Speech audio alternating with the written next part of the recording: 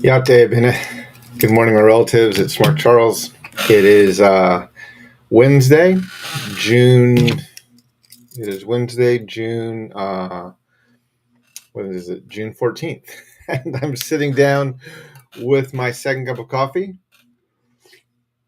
And there's a few things I wanted to discuss with you today as we go in past the middle of the week. But before I begin, let me do as I always do, which is acknowledge I'm speaking to you from Piscataway lands. We now call this place Washington, D.C., but these are the traditional lands of the Piscataway, and I want to honor them as the hosts of these lands. I want to thank them for their stewardship of these lands. And I want to just once again state how humbled I am to be living on these lands today. I see we have a lot of people joining this morning. Adam Yate, thank you for joining. It's good to have you here. Mr. Phil Fox, always good to see you here. Thank you for joining this morning. Shantina Yate, thank you for being here. Mr. Phil Fox, thank you for the land acknowledgement. I know you're in the Detroit area, so thank you for acknowledging the Anishinaabe and the Potawatomi. And someone joining from the UK, Yate MKG. Thank you for joining. Good to have you here. So, yeah, there's a few things I wanted to discuss. Obviously, the world is talking about Trump's indictment, and we will mention that a little bit later, but I don't want to focus on that. Trump is a narcissist, or at least he displays all the symptoms of a narcissist. And part of his hand is to get as much attention as he can, and he's working hard to do that. So I want to refrain from focusing too much energy on him. But I did want to talk about a few things. And the first thing I wanted to discuss is came across an article just the other day. It was on the New York Times, and it was about noise pollution. I'm going to share this article with you. Let me put it into the chat here. But it's from the New York Times, and the name of the article is titled Noise Could Take Years Off Your Life. Here's How. And I encourage you to read it, even if you don't have a subscription to the New York Times. They usually give you a few free articles every month that you can read. And I encourage you, if you have time, to read it. And if possible, read it on your computer, not on your phone, because there's some interactive stuff and some display things that you can see much more clearly on the computer than you can on your phone that are kind of fascinating to watch. But, like most people, I grew up being warned by parents and others wearing your headphones and having the music too loud could cause hearing loss, and it could, cause you to have problems with your hearing later in life. And that's true. Once you go over 90 decibels, you get into the space, or actually I think it's over 70 decibels, you get into the space of potential hearing damage. And I think it's over 120 decibels. You can even cause more damage even more quickly. And so I kind of grew up with that, and knowing that was the danger of being around or having noise too loud in my ears, listening to stereo or TV too loud, things like that. But this article was fascinating, and let me go back a little bit. So when I was living on the reservation, and we lived, as you heard me say before, for 3 years, we lived in this remote section of our reservation. We were on a dirt road, 6 miles off the nearest paved road. The community we lived around had no running water, no electricity. Like, we were out in the middle of nowhere. We lived in a one-room hogan, log walls, dirt floor. My wife and I, we would sit outside. We had our oldest son was a baby at that time, or 1 or 2 years old, 2 or 3, or 2 years old, I think, when we moved there. Maybe 3, probably 3.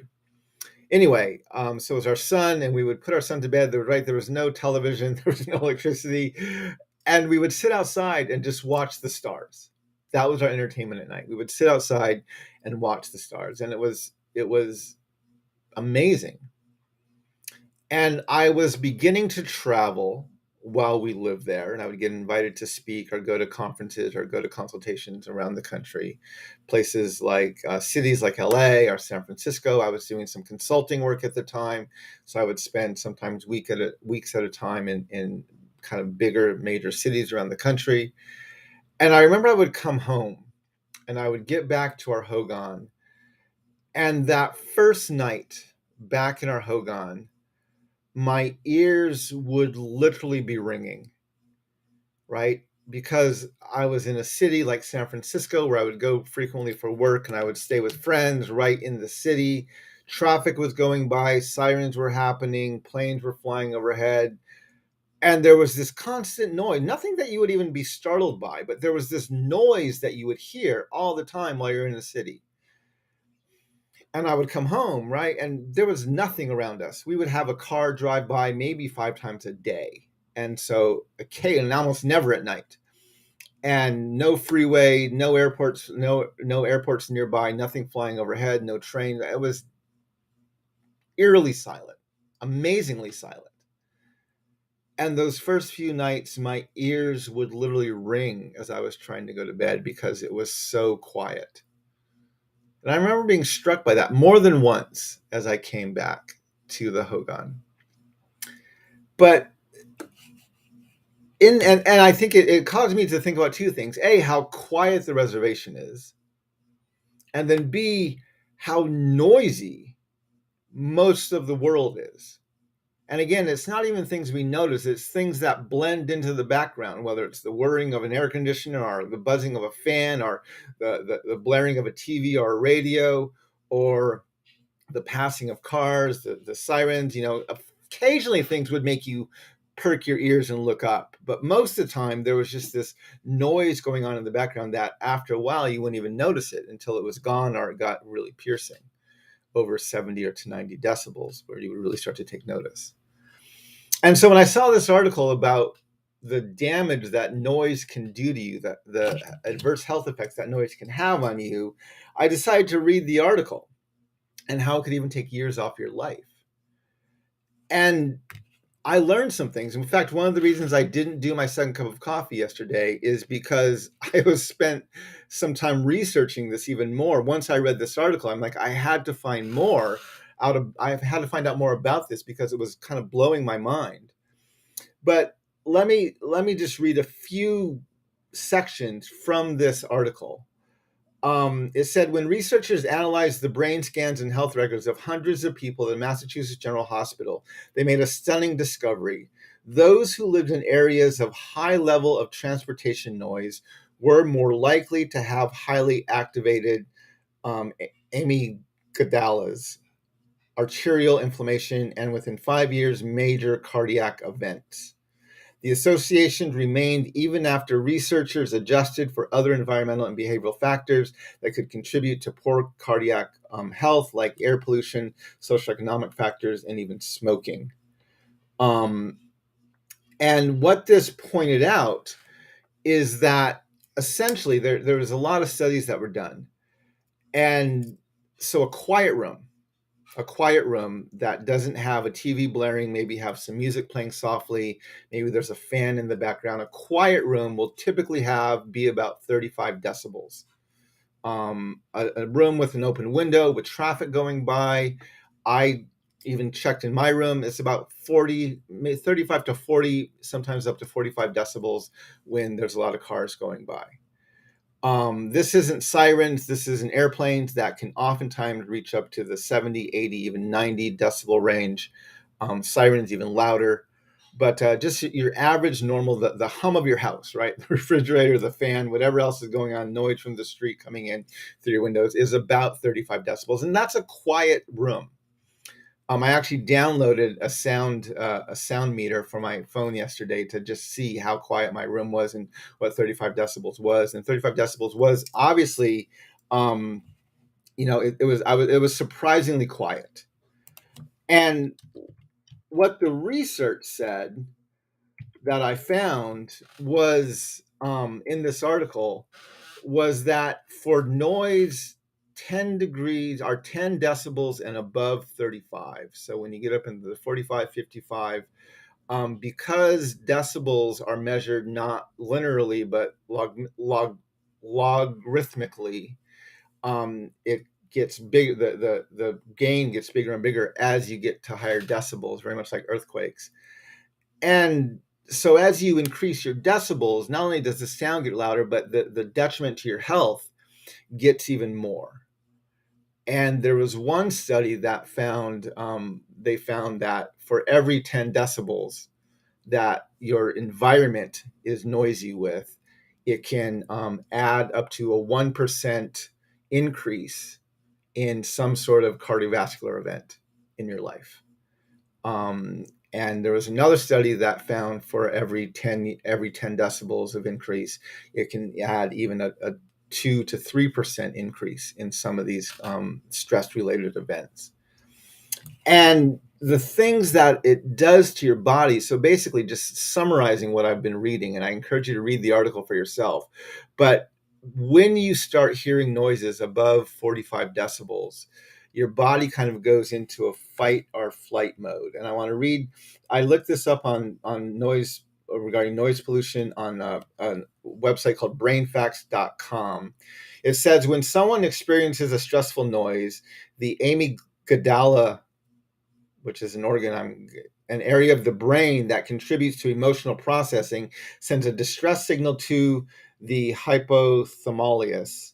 The hypothalamus immediately signals the adrenal glands to pump adrenaline into the bloodstream, an evolutionary measure to react rapidly to life-threatening situations. Adrenaline and other stress hormone called cortisol brings on psychological changes, including a spike in heart rate and blood pressure, and your body reacts so fast that you can't even tell these changes happening. Chronic exposure to noise keeps this stress response activated continuously. Eventually, it starts to wear the body down, causing mental and physical health problems. And this is what the New York Times article was highlighting, and this is the research I was finding. I'm going to put the link to that study into to that website into the chat here. I encourage you to look at that as well.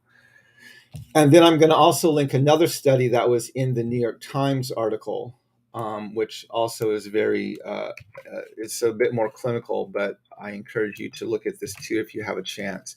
And this looks at a study of, I think it's 4.5 million people over a 10-year period exposed to noise. And right, so the things it finds is like when your environment is more noisy, and especially when it comes from things like traffic noise or airplane noise, like things that are not a part of your daily walk of life. And even they found that things like sirens and airplanes flying overhead, which are louder, but then go away after a while, but then come back kind of more regularly, those are even more dangerous than just the constant hum of traffic, which can come through your window if you live outside a busy street. And even they talked about remote places like small towns across the country, but they had a train railway going through it, and the blare of the train horn when it would come through town also would trigger this and would cause the same sort of stress and the same sort of reaction. And the fact that they're finding that this basically puts you in a constant state of heightened stress, and it has negative impacts on both your mental and even your physical health. And this fascinated me, right? Because we live in Washington, D.C. We're just off a fairly busy street.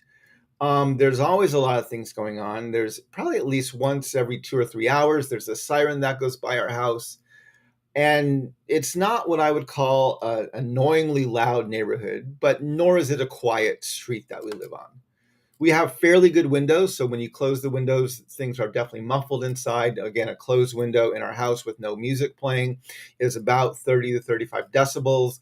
With the window open, we average between 40 and 45, except when a siren goes by, when it spikes much more. And to think that even just that amount of stress is damaging to my body and to our bodies is fascinating, because I don't think of that level of noise as being negative to my health. And last night I was sitting with my family. My wife and I were in the living room. We were talking, just kind of hanging out. It was in the evening. Our kids were upstairs doing some homework. They're still in school. And my wife and I were just hanging out. We had the air conditioner on, which is it's a space a room air conditioner, not central heat cooling. So it was louder than normal central air conditioning, and the fans blowing.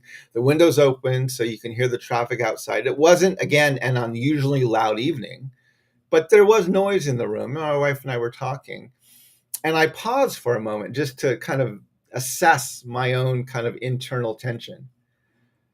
And again, my wife and I weren't discussing anything anxiety filling. We were just kind of hanging out, catching up on the day, talking about, the plans for the weekend, with me going to Iowa with my son as he's to help him move there.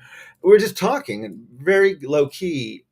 And I realized, I just kind of took a minute, like, yeah, I feel stressed right now. Like, I didn't feel as much emotionally like freaked out or stressed, but I felt a level of stress both in my body and in my psyche a little bit.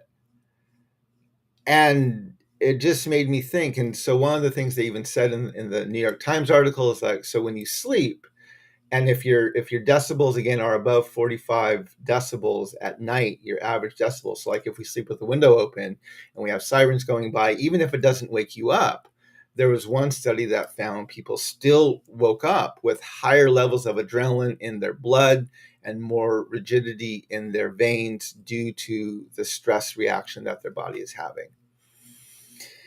And of course, right, you look at other studies where this is there's a clear dividing line between socioeconomic factors and racial factors. Whiter neighborhoods, which generally are higher socioeconomic, have lower levels of decibels, and more impoverished neighborhoods are neighborhoods with more people of color living in them, have higher levels of decibels on average going on. And this is right, this is not surprising by any stretch of the imagination.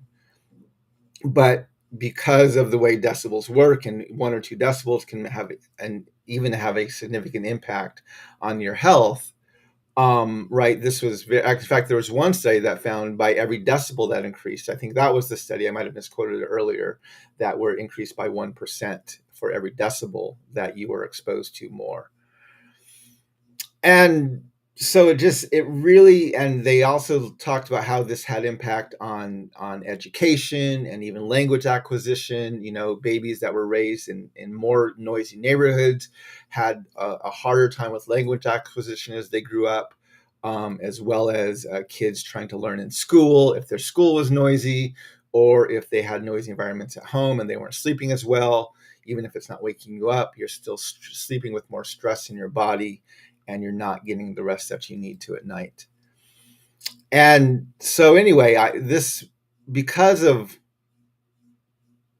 where we lived on the reservation and how hyper aware I've been of noise living in an urban setting now, and remembering that even when I go back to New Mexico and I stay with my parents, or I go back to the res, I always note how much quieter it is there, without much traffic, without airplanes and helicopters and near as many sirens going by. It's just quieter.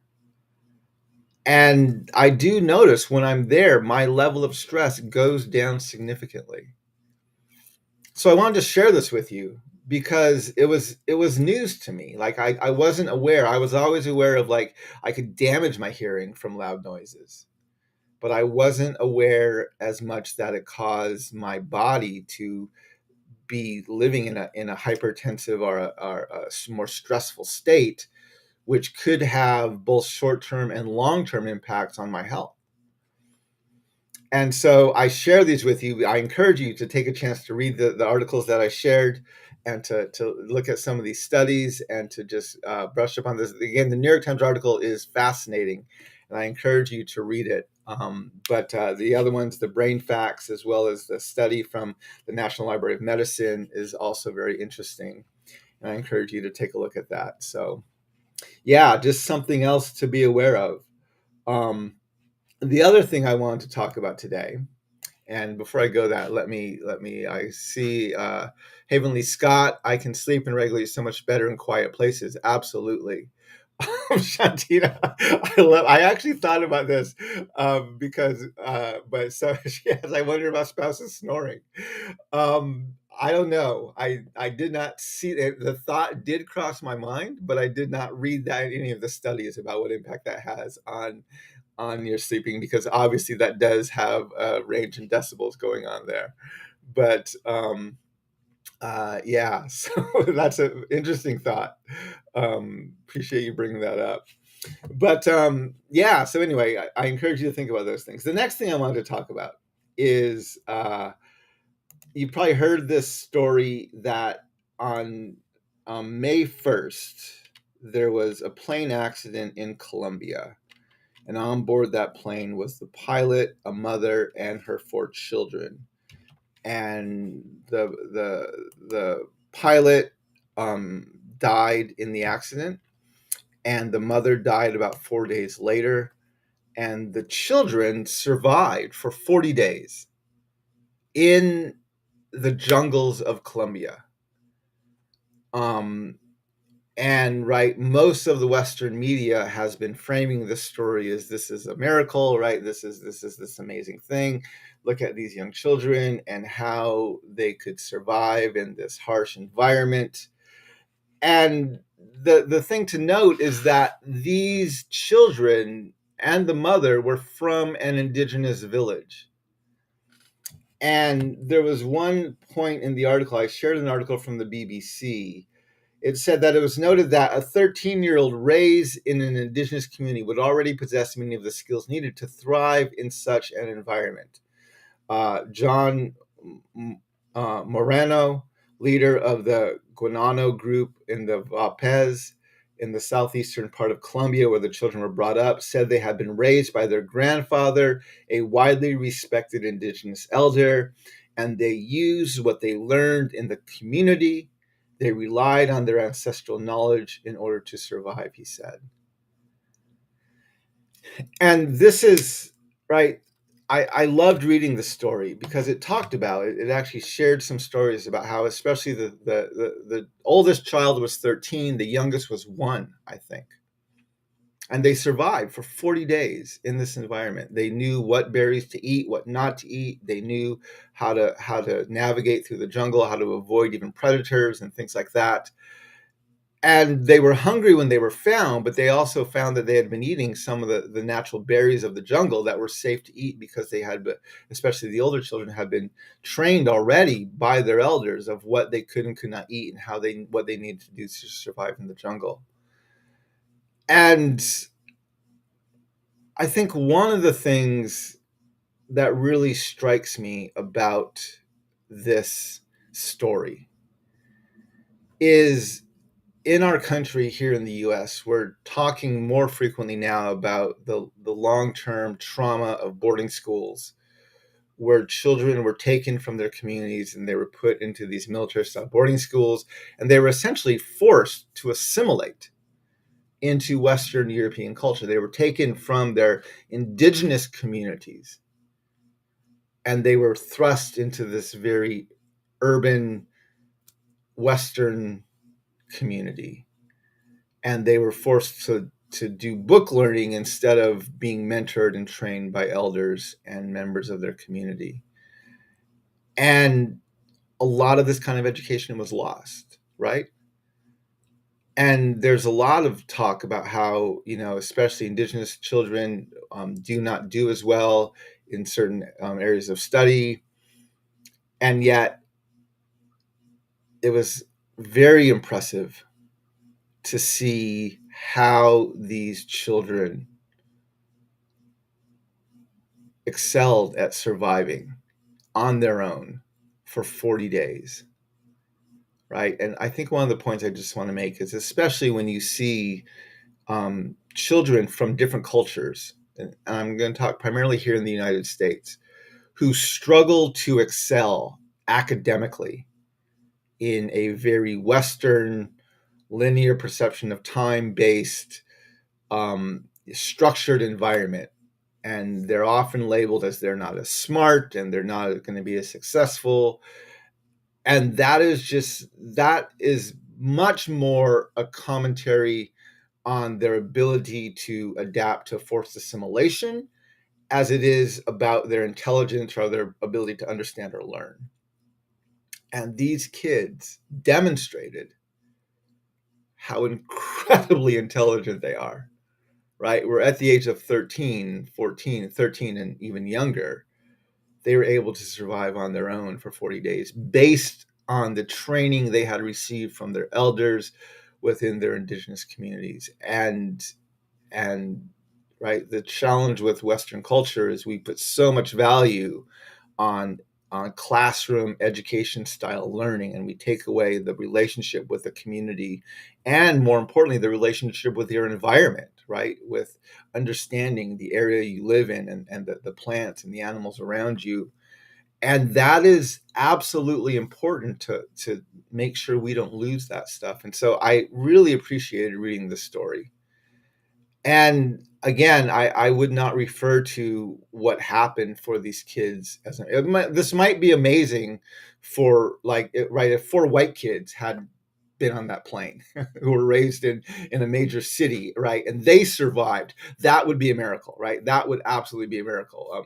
There was something would have had to happen to let them survive. But the fact that these 4 indigenous kids survived, this is par for the course, right? This is what they were already raised and trained to do. And so it was fascinating even to kind of read, as obviously this was the BBC, again, the paper of a very colonial nation in Europe, and to see how even just the way they worded things and the way they referenced things, like, wow, this was very impressive. It's like, well, that's par for the course living in an indigenous community. It would have been amazing if these were white kids that had done this, but there's a good chance they probably wouldn't have survived. So anyway, I wanted to point that story out. I encourage you to take some time to read it if you have a chance to look at that. Then the last thing I wanted to talk about, and this is just briefly, is I want to talk about Donald Trump. And there's 2 articles I want to share here. So he was indicted, I think it was on 37 counts. And he went to court yesterday in Florida, and he was forced to, he turned himself in, and he went before a judge, and he pleaded not guilty to 37 counts. I have not read the actual language of the indictment, but I have looked at several articles that talk about the indictment, and the indictments were very specific. They were very clear on what he was being indicted of and what they were basing those indictments on. And I encourage you to take some time to look into that. So I'm putting that in there. I just shared that this was a Washington Post article called "Trump's Path to Indictment," and a quote that he said, "Isn't it better if there are no documents?" In other words, he was trying to hide them, or pondering lying to the investigators. The second story I want to share ran in the AP this morning. And this is why I don't want to spend much time on this, is because the AP News ran a story said, despite serious legal threat, Trump turns the day in court into a campaign event. And if you follow me on social media, right, I tweeted last night, I said, if you spent your day yesterday watching, reading about, and generally being obsessed or consumed with Trump's indictment, congratulations, right? You're playing perfectly into his narcissistic hand. And the reason I'm sharing this at the bookend of this second cup of coffee is because I want to talk about noise, right? Where it's fascinating how when we look at how noise, and not even necessarily only the blaring of a siren or the roaring of a jet, but the hum of traffic and the buzzing of our appliances, right? Anything that, again, 45 decibels is not that loud, but every increase in decibels can negatively impact your long-term health and cause you to live in a state of excess stress and all the cardiovascular and every other challenges that come with that. And this is where Trump excels, right? He creates that noise. He creates that stress. He creates that chaos. And he's learned to, I'm not going to say thrive in that chaos, but he's learned how to use that chaos to his advantage. And so when we allow ourselves to be consumed by Trump, or to even act like, well, this is just a part of the normal buzz of the background noise, we have no idea the detrimental impacts it's going to have on society and on us personally as we learn to kind of live by coping in that environment.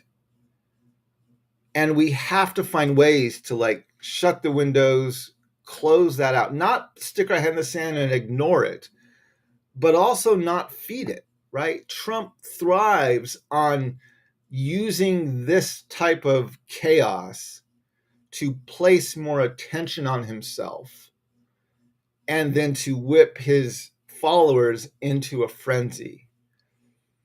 And so we have to be very careful, because the noise that Trump creates around himself to draw attention to himself, that noise is not sustainable. It's not sustainable, right? You can't continue living in that type of environment. Not just individually, but even as a society, right? If Trump continues to keep himself at the center of everything like this, just the chaos that he brings with him, that he attracts to himself, that he learns how to manipulate and use to his benefit, it's not going to be healthy for us as a society. And so we need to be aware of what Trump's doing, but we also need to be aware of the negative impacts it has just by being around that kind of chaos. And so we can't feed Trump. We can't feed his, what appears by every measure that I can look at or see or investigate, narcissism, right? Trump displays, if you read the definition of narcissism, Trump displays almost every, it fits into a narcissist by almost every measure of the definitions. Obviously, I can't diagnose him, but he appears to have all of those symptoms. And he creates this chaos that he then uses to his benefit. And we can't let him do that. Obviously, the news agencies are going to do that, right? They're looking to sell advertising, and they don't give a crap about the long-term health of the nation or of their watchers. They want to sell advertising and products that day. So they're going to just feed his ego and feed his narcissism. But we have to learn how to tune that out. And we have to learn how to, again, not bury our heads in the sand, but not give Trump the attention that he so not only desires, I would say actually craves. So yeah, stay aware of what he's doing, but don't allow yourself to get sucked into the chaos that not only does he create, but is exacerbated by our commercial-driven news media that lives in the bubbles, both the Fox News and the CNN, MSNBC bubbles that are out there. So anyway, a few thoughts on Trump. I encourage you to read some of these articles. I put the one up there from the AP News and the other one from the Washington Post. And yeah, I encourage you to take a look at that. The last thing I kind of want to end with here is I shared some of this on my social media, but this is the Facebook link to the local newspaper in the town I grew up in, the Gallup Independent. And I gave a speech at the Navajo Nation Museum, and the Navajo Nation Museum is about 30-minute drive kind of northwest of Gallup, New Mexico. And so I actually sent out a press release, and I sent it to a lot of both national as well as local news agencies. And a few of them showed up there. The NYTimes showed up in person.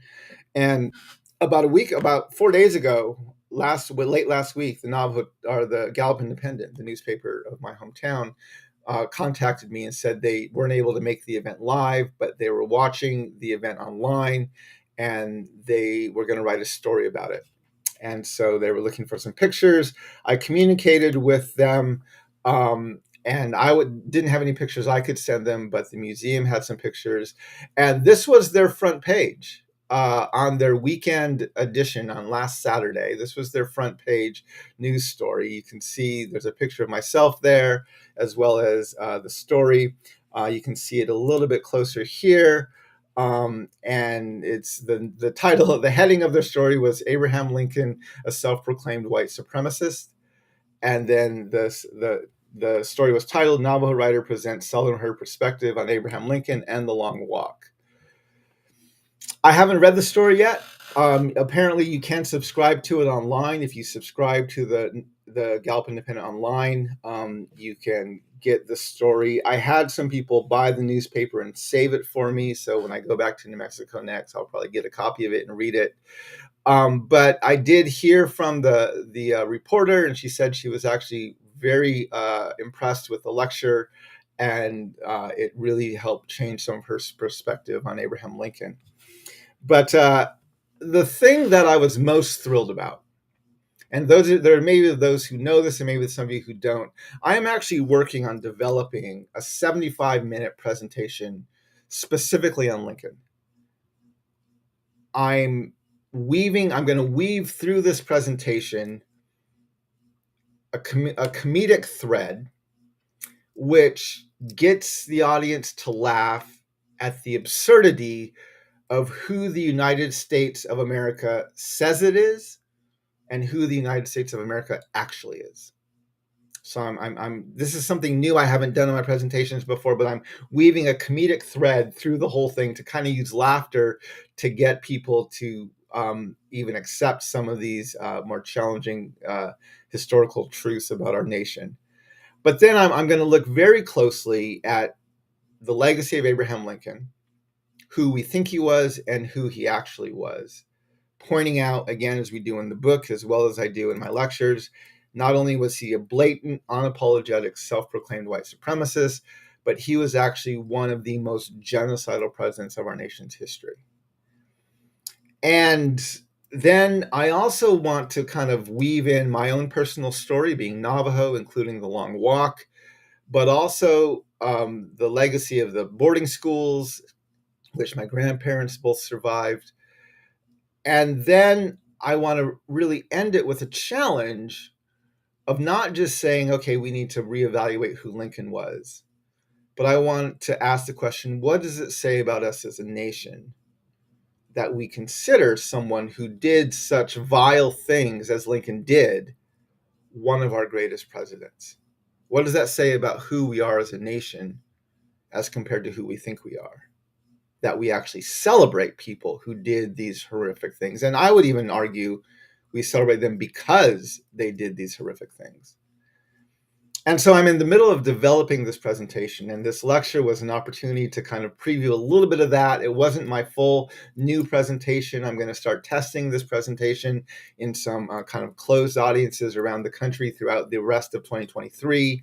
And then my goal in 2024 is to take this presentation public and to really challenge our nation, not only to deal with who Abraham Lincoln was, but to reflect on what does that say about who we are today as a nation versus who we think we are. The fact that we celebrate this instead of calling it out and rejecting it.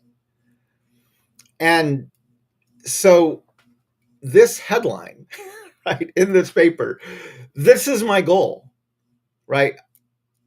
Beginning in 2024, I'm going to begin taking this presentation publicly throughout the country, probably 1 or 2 cities a month. And I'm going to give this presentation. We're going to promote them. We're going to invite people to them. We're going to send out press releases. We're going to get people to talk about this stuff. And my goal is to both educate the country as well as to get the media to wrestle with these things. And so this headline, right, that ran in the Gallup Independent last week, that's my goal.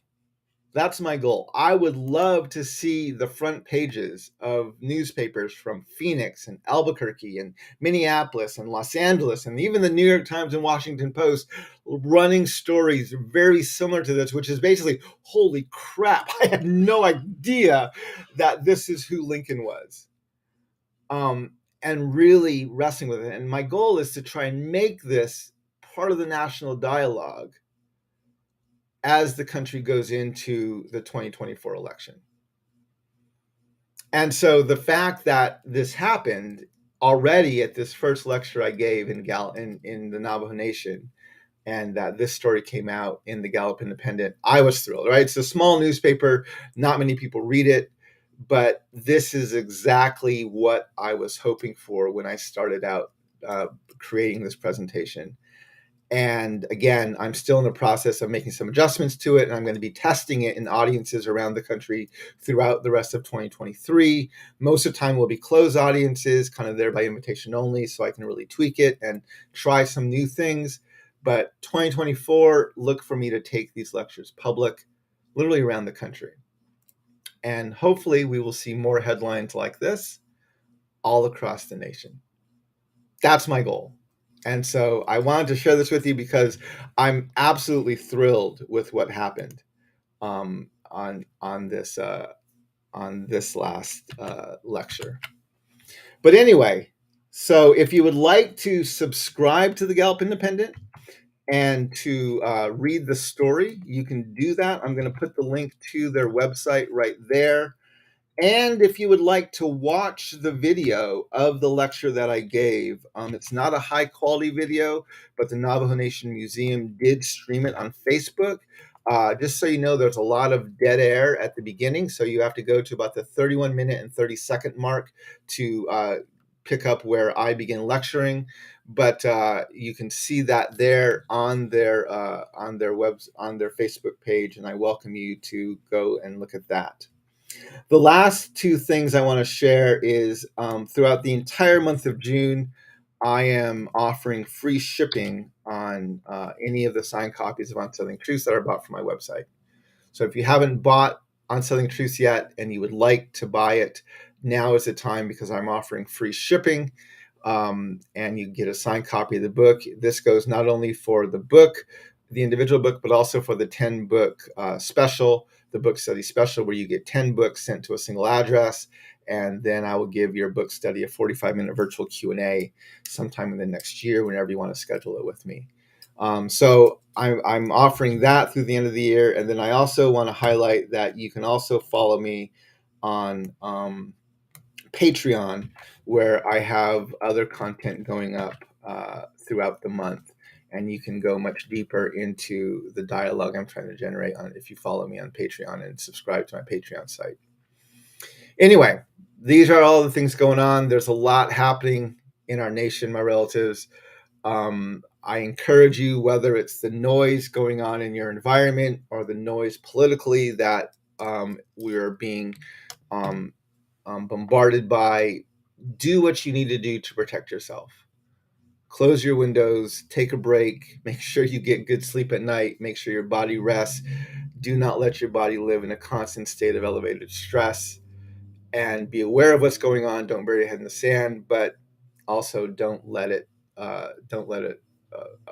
yourself obsess over it. In other words, walk in beauty. Walk in beauty, my relatives. Thank you for joining me today. I appreciate everyone who is on this stream. I hope you have a great day, and I hope that we can all learn how to walk in beauty together. Ahiahat and Hakonet.